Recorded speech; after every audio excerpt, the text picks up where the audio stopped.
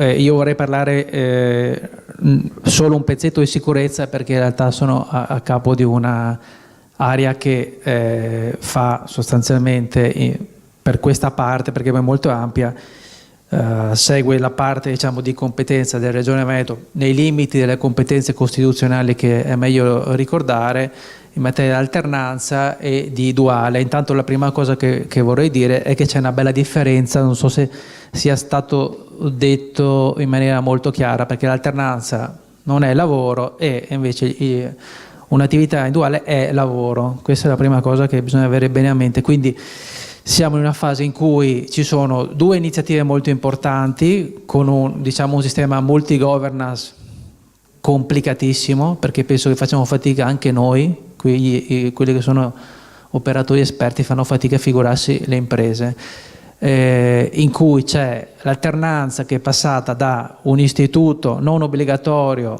per il quale la Regione Veneto ha finanziato e messo molti soldi negli anni precedenti, poi a un certo punto è diventata obbligatoria, quindi giusto per avere due numeri siamo passati in Veneto da più o meno 20.000 a 120.000 persone, un bel saltone, no?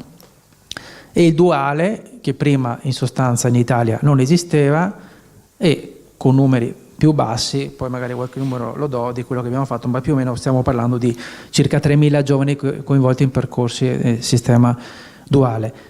Io ho l'opinione che, al di là di quello che succede sui giornali eccetera, come operatore ho una figlia, va sempre bene andare in azienda anche se si va a fare un intervento non perfettamente coerente con quello che si è studiato, va sempre bene, anche proprio a partire dalla sicurezza. Dicevo prima, quando mi hanno fatto una specie di intervista che abbiamo fatto anni fa, me lo ricordo ancora, un bellissimo progetto, devo dire che mi ha emozionato quando abbiamo fatto l'evento finale. Abbiamo fatto un progetto sulla sicurezza con i bambini delle scuole elementari, perché la sicurezza non solo sul lavoro ma anche a casa o se si va fuori, bisogna imparare a trasmetterla ai bambini, quindi andare in un'azienda a fare un percorso di alternanza per un giovane comunque è un'esperienza, non solo per la sicurezza chiaramente, ma per vedere che fuori non c'è solo la bambagia della scuola e della famiglia, in particolare per alcune situazioni. Però è chiaro che partiamo da una situazione con numeri elevatissimi di colpo. A mio parere abbiamo tantissime esperienze di alternanza che comunque sono positive, poi è chiaro che a livello istituzionale siamo impegnati per far sì che questi percorsi siano il più coerente possibile, è evidente. Allora, sto foglio non vuoi stare su. Allora, cosa abbiamo fatto? Abbiamo fatto moltissime iniziative e come regione abbiamo fatto dei protocolli con l'ufficio scolastico regionale, con le parti sociali, con gli enti bilaterali che hanno un ruolo fondamentale. Quindi abbiamo trasformato l'intervento regionale e le risorse messe alla regione, quindi una volta finanziamo i percorsi di alternanza.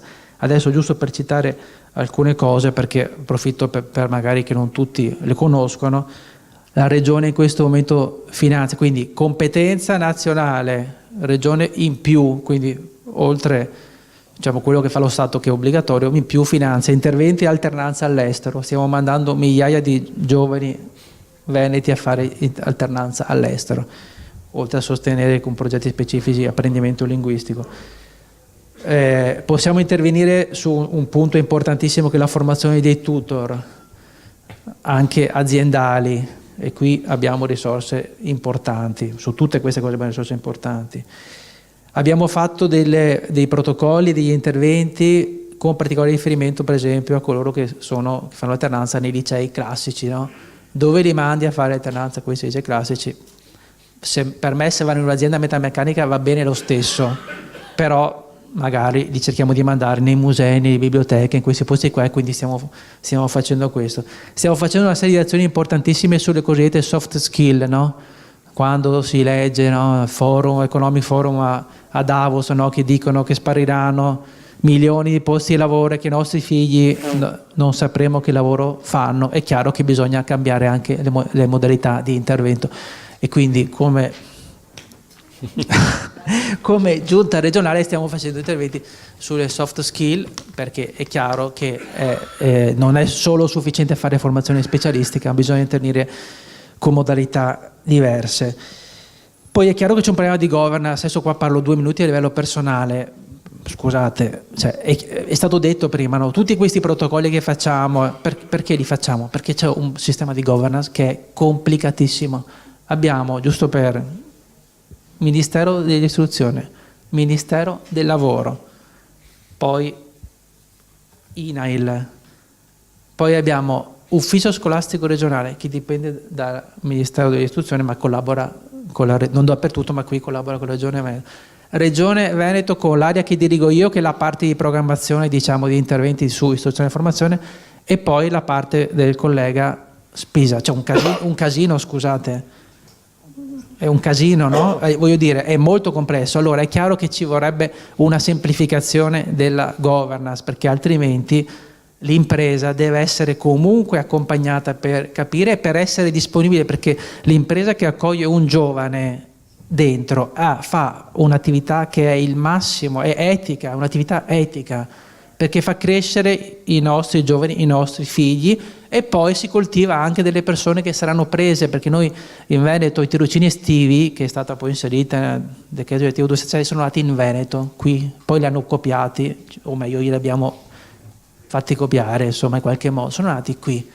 Allora, avere un giovane che fa un percorso di alternanza, poi fa tirocinio estivo, poi fa un percorso di apprendistato duale, e l'azienda se lo tiene ovviamente, quindi sta facendo da un lato un'apertura, quindi un comportamento, e dall'altro fa anche i propri interessi. È chiaro che è un po' complicata la materia della sicurezza, che è fondamentale, che poi non è fondamentale solo quando purtroppo ci sono gli avvenimenti che abbiamo letto, ma è fondamentale ogni giorno. L'azienda un pochino il percorso ce l'ha complicato, quindi sicuramente e lo dico a livello tecnico, è chiaro che una diversa ripartizione delle competenze, ad esempio tra Stato e Regioni, tra le materie che abbiamo chiesto, visto che io coordino, diciamo, a livello tecnico 2 dei 5 tavoli avviati col governo sulla cosiddetta autonomia differenziata, che sono proprio quello dell'istruzione e quello sul lavoro. Tra le cose chieste c'è anche questo ambito. Abbiamo fatto delle scelte, questo con riferimento in particolare al duale, anche differenti da altre regioni, anche del nord, tipo la Lombardia. Abbiamo fatto la scelta di caratterizzare i percorsi con una parte consistente di attività fatta o in alternanza o in duale, non nella cosiddetta impresa simulata, perché visto che imprese in Veneto abbiamo 400.000, non ha senso fare un intervento di questo tipo, quindi una cosa molto più impegnativa anche per i nostri organismi di formazione accreditati, per le scuole, quindi una scelta che punta a un livello qualitativo molto più elevata, più faticosa, ma che sicuramente può dare risultati più importanti. Chiudo con una cosa. Abbiamo in questo momento una possibilità, credo, molto importante. Tra le tante cose che facciamo c'è un intervento che non riguarda i giovani, ma riguarda gli operatori. È un progetto che è partito da qualche mese, che ha un respiro di 30 mesi, con anche un finanziamento comunitario, e tutto quello che ho detto lo facciamo con risorse comunitarie, molto importante, che si chiama Veneto in Azione, che riguarda la cosiddetta formazione, ma formazione intesa in senso ampio, non si parla più di formazione frontale, ma di tutte le modalità, che riguarda tutto l'ambito del cosiddetto efficientamento della pubblica amministrazione, quindi dall'istruzione alla formazione, al lavoro, al sociale, alla cultura, che può essere utilizzato, perché ovviamente parlare di sicurezza non vuol dire soltanto parlare di sicurezza ai ragazzi, ma vuol dire anche la cultura della sicurezza all'interno delle organizzazioni, all'interno delle aziende, migliorando anche, efficientando anche la pubblica amministrazione, gli operatori della pubblica amministrazione. Quindi questo lo ricordo, perché appunto è un progetto che è in avvio. Se volete avere informazioni, per chi non le ha già, perché molti l'hanno già, perché insomma abbiamo fatto un evento di lancio abbastanza importante recentemente, se andate all'interno del clicklavorovEneto.it, dove abbiamo e mettiamo tutte le attività che facciamo, poi c'è la sezione specifica, e quindi credo che possa essere un'occasione, ovviamente, oltre che per la scuola, che è stata già abbondantemente coinvolta con noi, anche per tutto il resto dei cosiddetti stakeholder che operano in questo ambito.